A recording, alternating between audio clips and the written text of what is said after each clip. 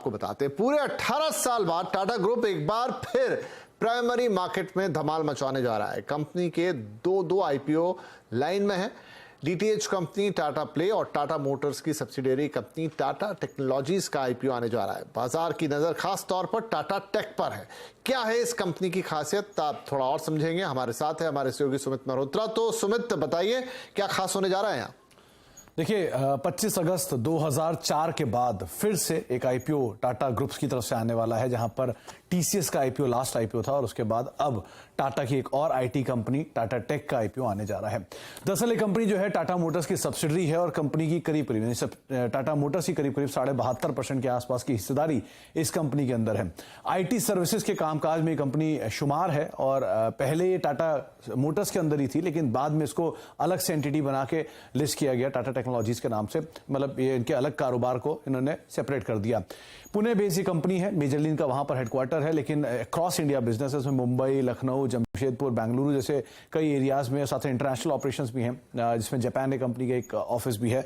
ये company prominently IT consultancy के अंदर कामकाज करती है, सैप सर्विसेज प्रोवाइड कराती है, मेंटेनेंस, नेटवर्किंग सॉल्यूशंस, कैड कैप यानी कि जो ऑटोमेटेड डिजाइनिंग और मेंटेनेंस की इंजीनियरिंग का कामकाज है वो कंपनी मेजरली कामकाज के तौर पे करती है। कुछ और फाइनेंशियल्स की बात की जाए तो कंपनी का जो बिजनेस है वो करीब 36% के आसपास का जो मेजर रेवेन्यूज है इनको ये जेएलआर से जनरेट करते हैं, जो कि FY22 में हुआ था। FY20 में ये 54-55% के आसपास था। तो इन्होंने बाकी एरियाज में भी डाइवर्सिफाई किया, ना केवल ऑटो स्पेस में बल्कि डिफेंस स्पेस के अंदर भी या एरोनॉटिक्स स्पेस के अंदर भी कंपनी का कई सारा कामकाज है। तो वो भी कंपनी के लिए एक बढ़िया ट्रिगर बन के आया है।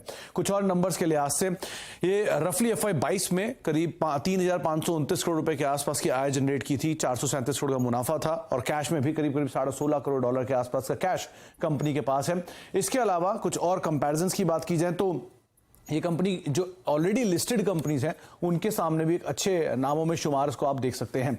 करीब 46% की ग्रोथ इस कंपनी ने FY22 में दी थी अपनी आय फ्रंट पर, YOY बेसिस पर। और ये लिस्टेड कंपनियों के साथ इसका कंपैरिजन, जहां पे कंपनी की ऑलरेडी टीसीएस से करीब 2 लाख करोड़ रुपए के आसपास की आय जनरेट होती है।